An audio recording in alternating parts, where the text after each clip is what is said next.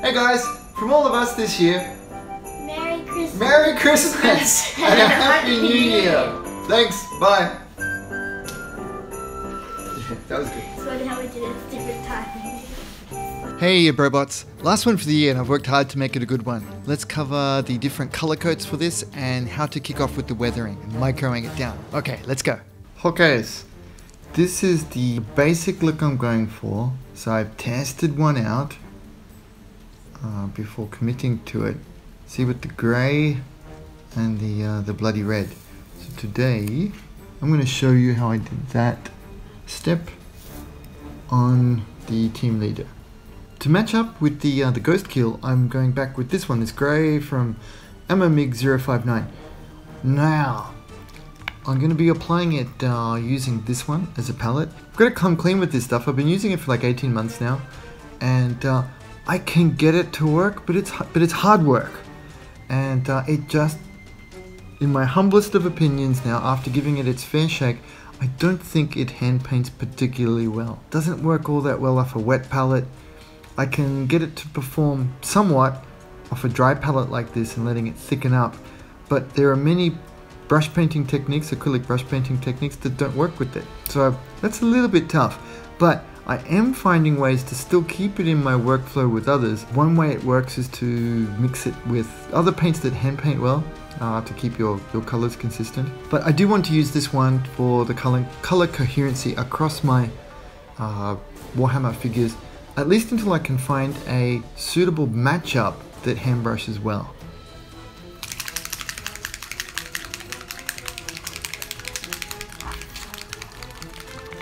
You know how it is, right? Let's roll with what we've got, make it work, whilst looking for a replacement. A couple of drops should be fine. And the brush I plan to ruin on this one is a size 0 Capel series, the all-round job. The brush is wet, got some tap water on it. So the consistency is that I would say it's about, 90-10, this paint to water. That's a good one to show you. Let's go with the shoulder piece here. Now the best way I've found to work it is to layer it on reasonably thick. If we try to go too thin, it seems to break up. So it's not a super good paint for that. I will work to get some more. I'll expand my paint collection shortly. I'm trying to introduce some that perform a little bit better for us.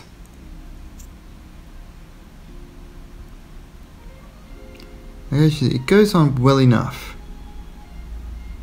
One of the troubles is I make any paint look reasonable, so I'm putting it on pretty heavy wet here. And what I'll do, I'll go back and do a second coat over that, and it'll be fine. For base coating, it's more than fine. Cool.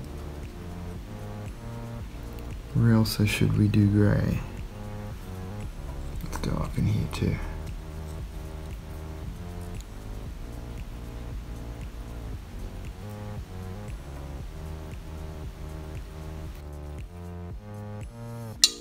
I need glasses. I mean, I know that, but I'm not wearing them. Wearing them will help. Back with glasses. I can see. Brush looks a little overloaded. Does that bother me? No, it doesn't. Because I need to slather this paint on anyway. I really, for base coating, because it's already thinned for airbrush, and compared to, say, the hand paint version of it, it's probably got at least 50% special Spanish water in it, so it's gonna go on okay straight out of the bottle. I've got some feedback from some of my buddies that they're also finding that too, that these airbrush paints go on pretty well as hand paint straight out of the bottle. If it saves us a few minutes of time in our busy day, cool.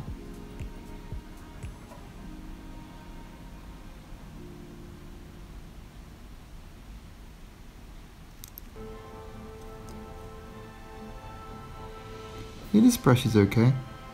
Now that I'm getting a little bit more used to the Winsor Newton, I do like those long, soft bristles and the carrying capacity. So yeah, my road to ruin with the Winsor Newton Series 7 brushes is nigh complete. I'm going to leave a little bit of the edge poking through there. Looks like it's a little bit damaged.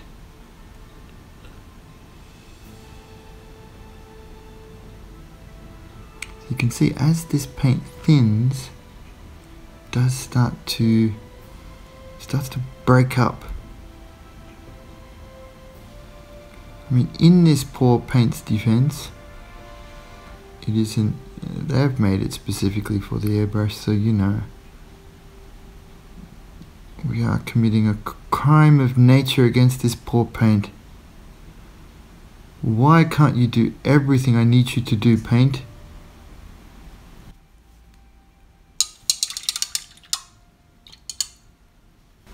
Slight touch in water.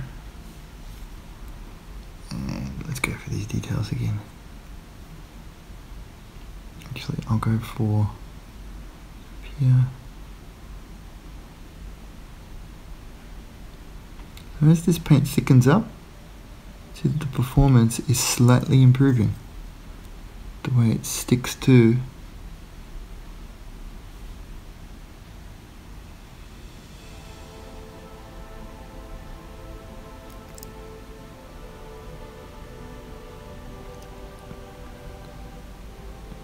As the paint thickens up, you can see that the performance is slightly improving. It's sticking to some of these details a little bit better. We need to juggle that to match up the drying and evaporation time.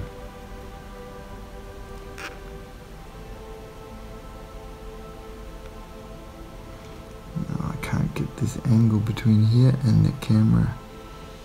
So I'm coming in bent. And you know, don't bend your Wookie.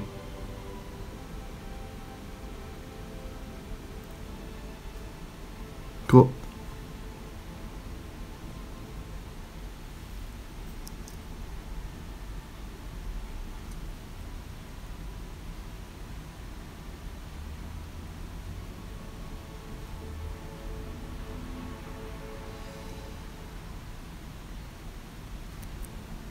This one nice and thin. Leave a little bit of separation there between the plates and between the plates to give it that little bit of detail. If we do it now, we won't have to come back later and paint it again.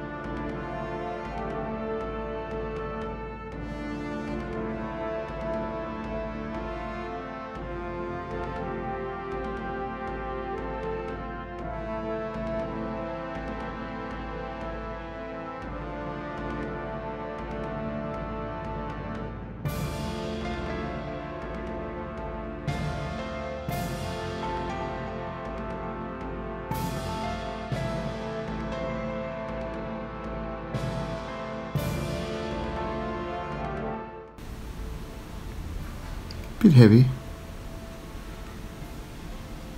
but it worked. So the grey is not that different to white. It will give us a little bit of colour separation, a different paneling look. It's much more interesting to us than just having it all uniform white. Shoulder should be dry now. Come in for a nice quick second coat.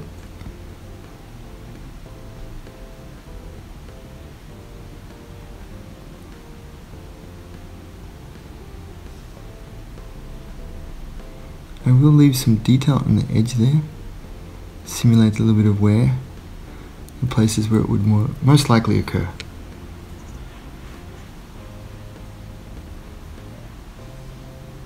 There we go, nice.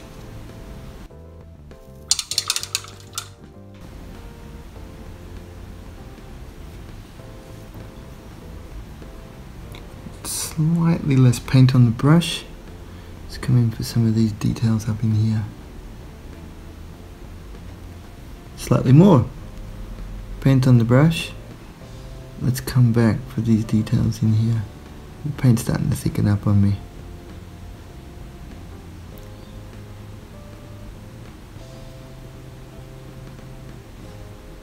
It's a fine line, so if I had to put it on the wet palette, it wouldn't thicken.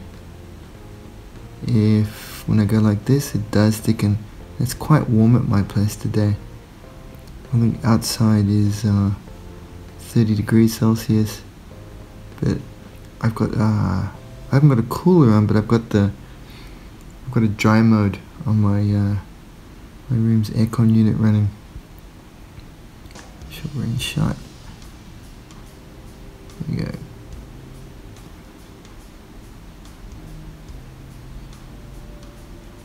Again, let's leave a little bit of poke through. Start the chipping process. Cool. Subtle, but that'll work. Okay, it's part 2.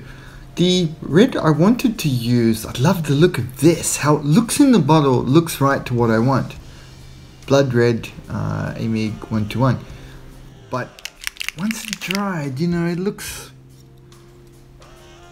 Yeah, I mean, yeah. I want to mix it and try something. So I've arranged a new palette. I'll go with this one here. Wow, it looks great when it's wet too, doesn't it? And one of the things, I feel some responsibility, I'll confess and say that, because I've been showing this brand of paints for 18 months now. There is a lot of good to it, but some of the performance things across all of the spectrums that we want is to be desired. So I'm going to add some of this guy. Just bog standard model color, Vallejo model color, red. The Vallejo reds are okay. I remember, see, it's red but not, you know. So to redeem myself with you guys, I'll show that I have been getting a lot better performance hand painting the Ammo by MIG paints by mixing in Vallejo. And, you know, quite pinky, isn't it?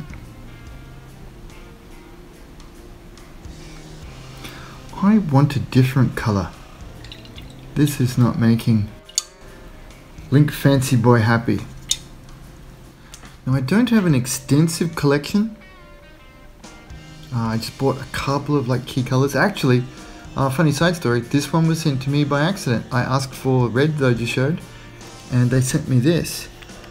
What I'm going to do is, this might even be closer to the color I'm looking for. It's very orange though, isn't it? I need to get game color or just some of the Citadel reds. Let's try mixing some of this in because I want it to be a bit more Games Workshop-y. Actually, that's better. That is way closer. That's where I wanted to go.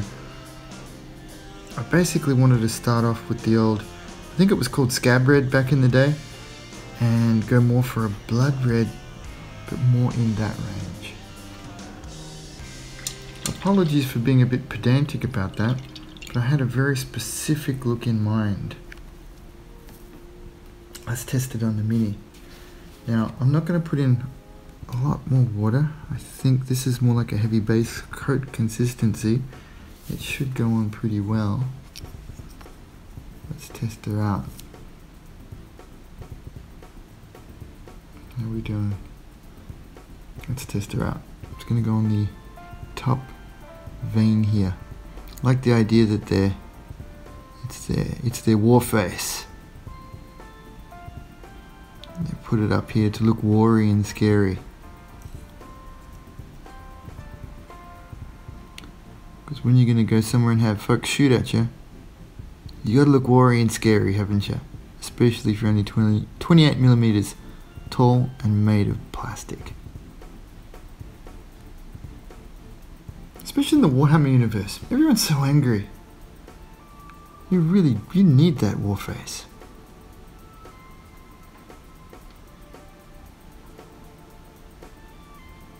Let's check out the hand painting properties of this.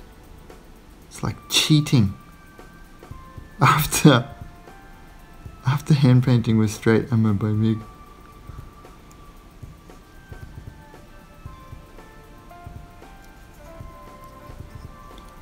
Now when it dries, so I'm backhanding this around the camera, it's a bit off.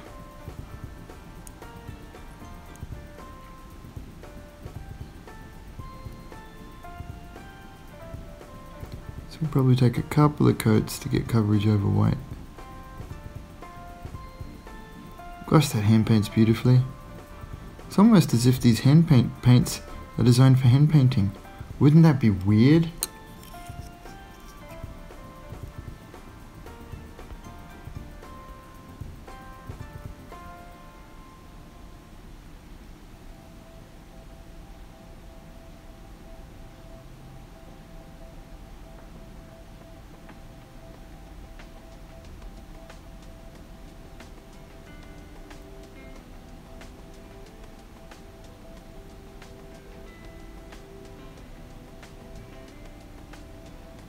Be careful and close up to the edge. Nice. It'll be dry in just a moment. I'll give it one more coat. How is this looking compared to just bloody red? It's obviously thinner.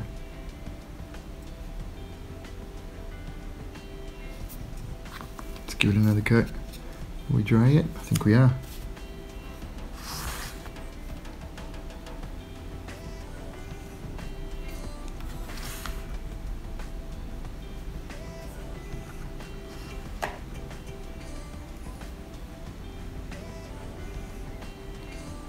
Come in with our second layer. Quite like those white little highlights I left on the edge there. I'm going to leave that.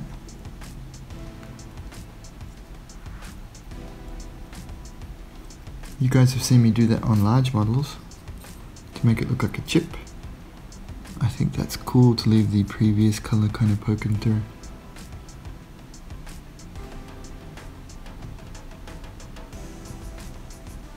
It was quite difficult to have that amount of control with just the airbrush paint.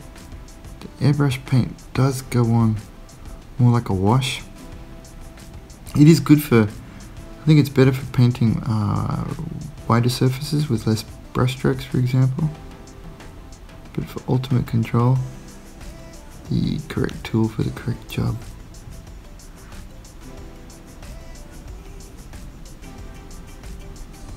Not sure if I want that all colored in like that.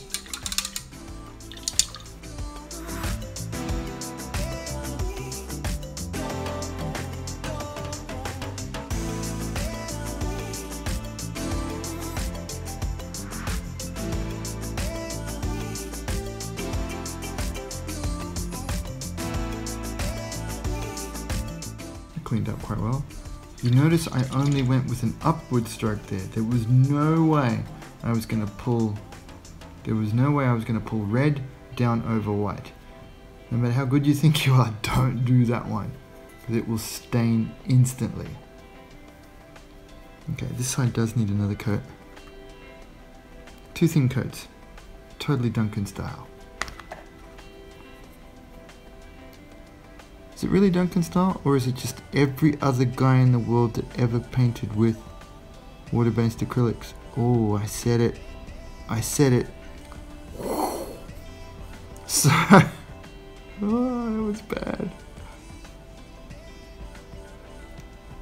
I know I should be more serious, but it's too much fun to drop Warhammer jokes as you paint Warhammer. Okay, that noise in the background is a nasty storm coming back. We just had a hailstorm come through a few minutes ago. I had to shut down.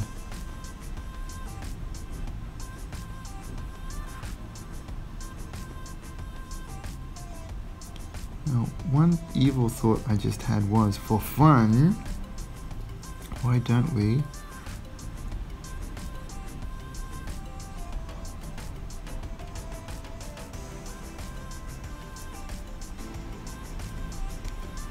concentrate, better get this right. For funds, why don't we? Come on, get on there. Ah, I was focused on my hand. For funds, why don't we leave one of them the other color and see if people notice. I mean, they're so close that I don't think it matters, but you can see, I think you can see, with adding the, come on, are we in focus both? I think you can see, come in close. So here's the Pure Ammo by MIG. You can see that it hand brushed, you know, pretty well, but it does lack some of that visual detail. Whereas this one was the Vallejo hybrid mix, I had way more control and I was able to leave some self-chipping in there. And that's the one we want, right? Okay, let's kick off with chipping. Now this, I'm going to go for saying that the factory finish was the white.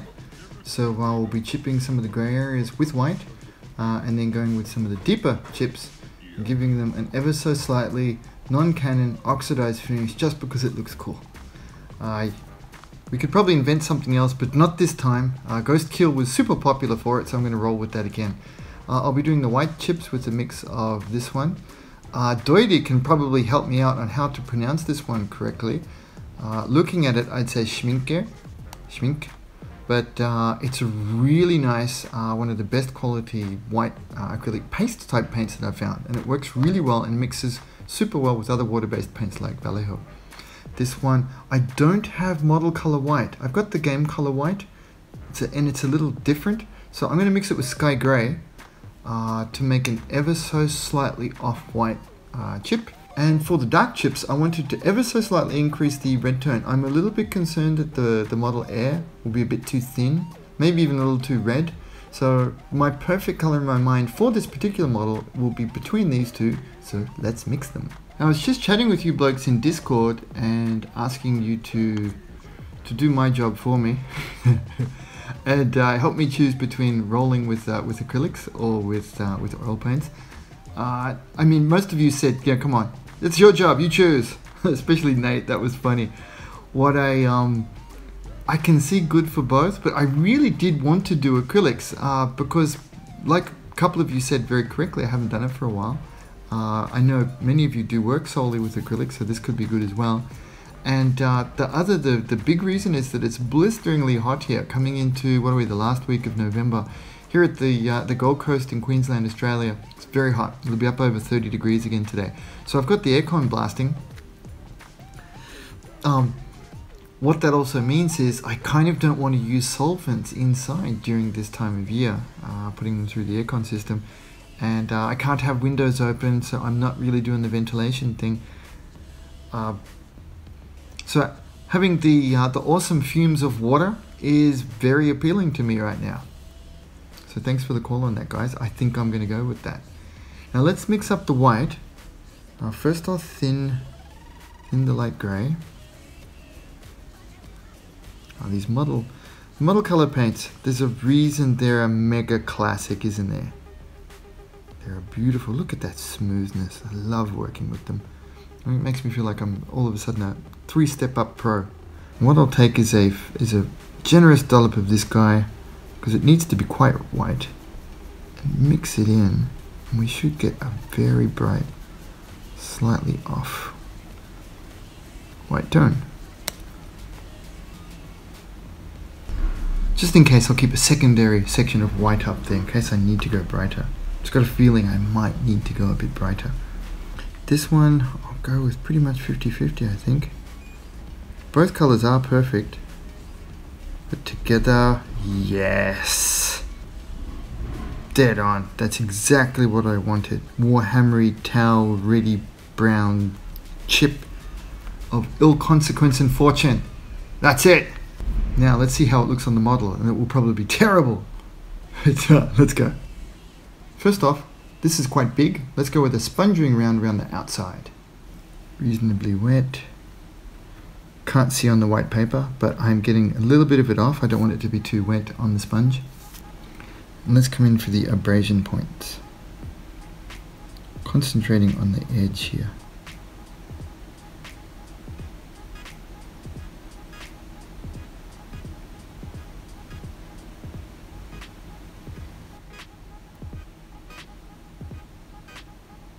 Trying to catch it on the edge here.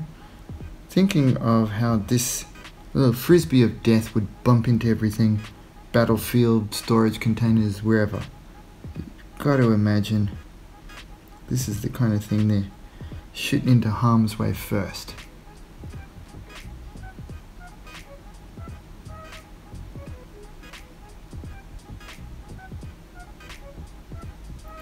They might even give them nicknames, etc., but let's beat it up underneath a little bit too.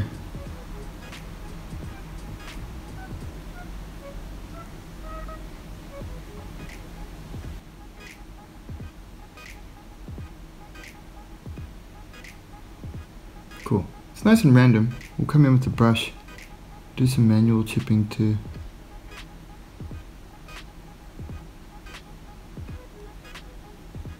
even it up a little bit. Actually, I'll do a little bit more with the sponge. There we go, a bit more there.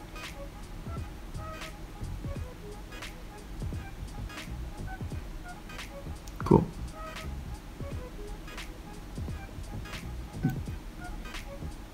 Yeah, that's a good start. Okay, doing all of the white chipping, I've got it looking like this so far. And don't let your eyes deceive you, those decals have always been there. I spotted it when I was filming it myself. I realized, hey, this could really do with some nifty decals. So I put them in, hair dried them on real quick, and I've also done a little bit of white chipping over the top of them to blend them into the surface. Super easy. Now today we'll be doing some dark chipping. To warm up, I'm going to go with the dark colors first with the sponge, and then I'll come in with the brush and manually do them inside a couple of the white chips here too. Let's go. First we load our sponge, not too wet, and touch off to a kitchen towel to keep the scratches tight.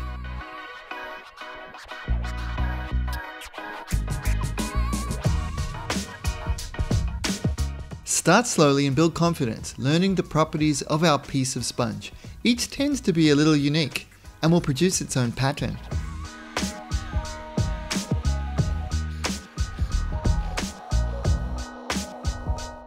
Move around and start with the obvious places that will be damaged through use, but let's also keep artistic license in mind and move to accentuate details.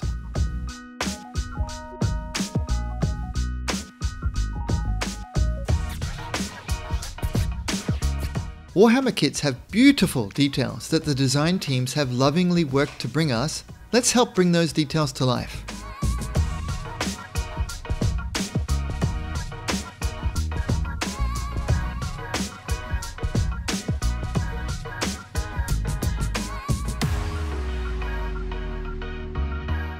Becoming more brave here, I decide to up my game and do some bigger chips.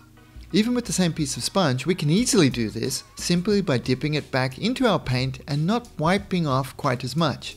Do be careful doing this, as it has the possibility to blob out on us and make a bit of a mess. Super restrained, let's not underdo or overdo our previous fine work.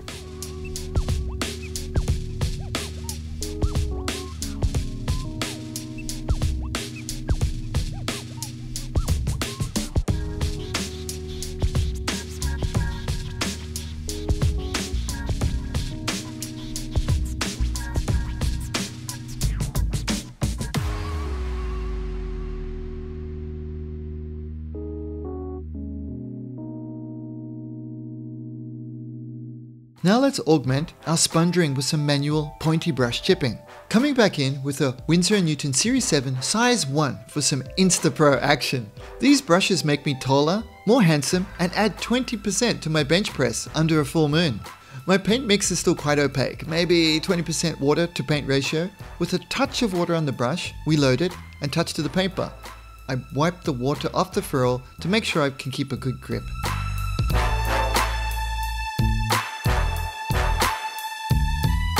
Let's improve some of our chips and sharpen them up, make them more jagged and realistic. Have fun imagining what our little drone has seen, the epic battles he's taken part in and his narrow escapes, but with scratches.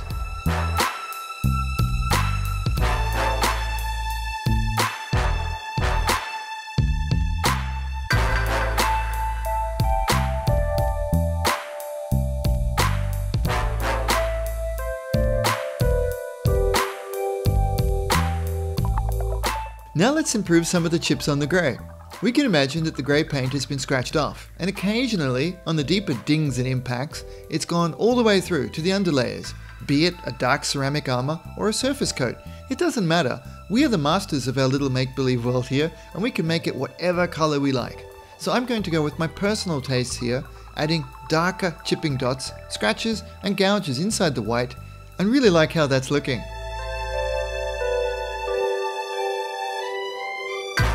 I try to move quickly at this stage and not overthink it, but we still need to take care. Not too much repetition nor being too obvious.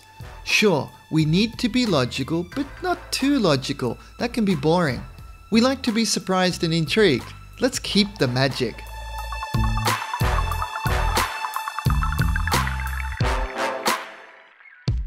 Let's use the edge of the brush to put in some fine scrapes along the white edges. It's both realistic and serves as an anti-edge highlight to define and outline our model.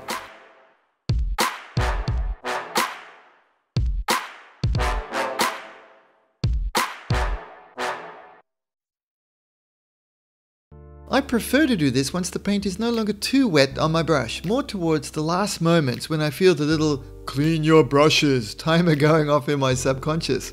Who else has that? You know, a little timer in your mind that reminds you to wash your brushes out.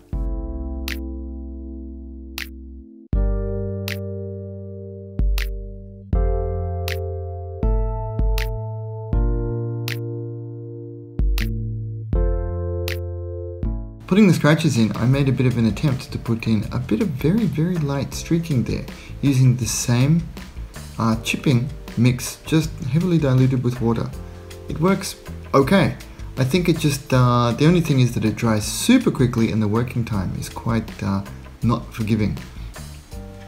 I'll put a little bit more in here and just show you how I did it. Now I was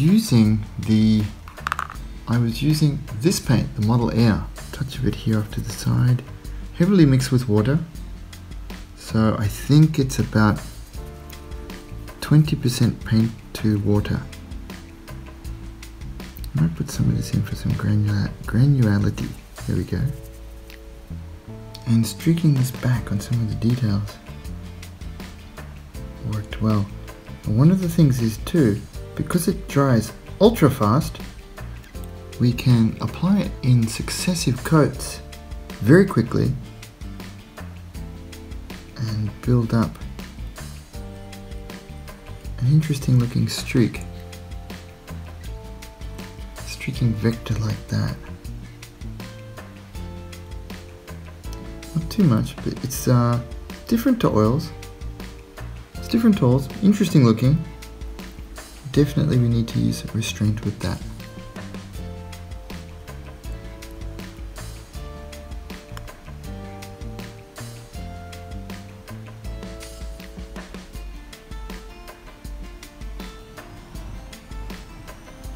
Interesting, something definitely worth experimenting with. I'll also do some very light sponge work on the suits to accentuate the major corners. Places where we could imagine could accumulate dings, scratches and bumps.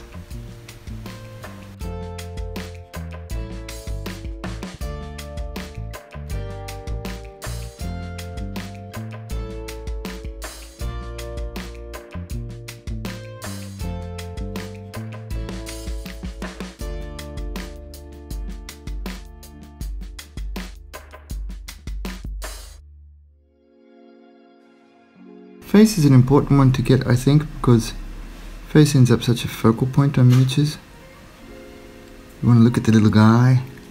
So some wear and tear around there to lead the viewer's eye in, I think is a wonderful detail point to add. Cool. Not too much, these are very small miniatures. Definitely we don't want to overdo it.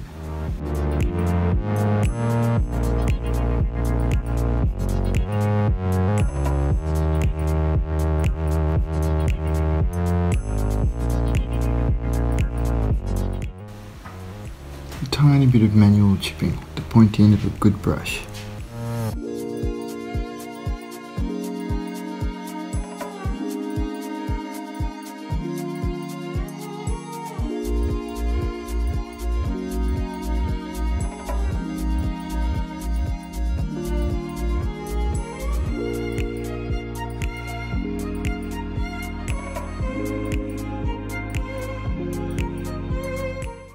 Also using the edge of the brush to define some character points like this around the face.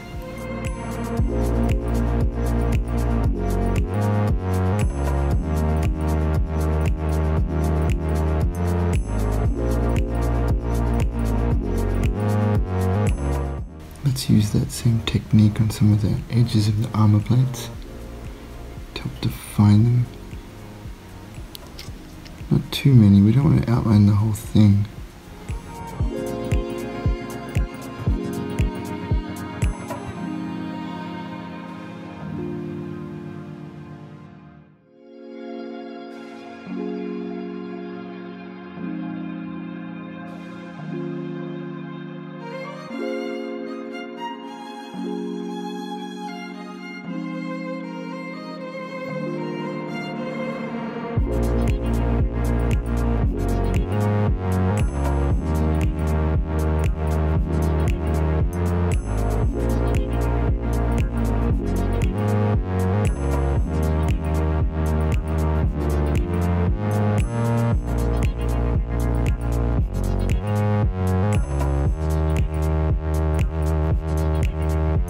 Thanks for watching through and for being with me in 2018. I hope you've enjoyed the journey. Couple more videos on these guys early in the new year, along with more Maschinenkrieger, Gunpla, Macross, and some big Warhammer 40k models too. It's going to be amazeballs.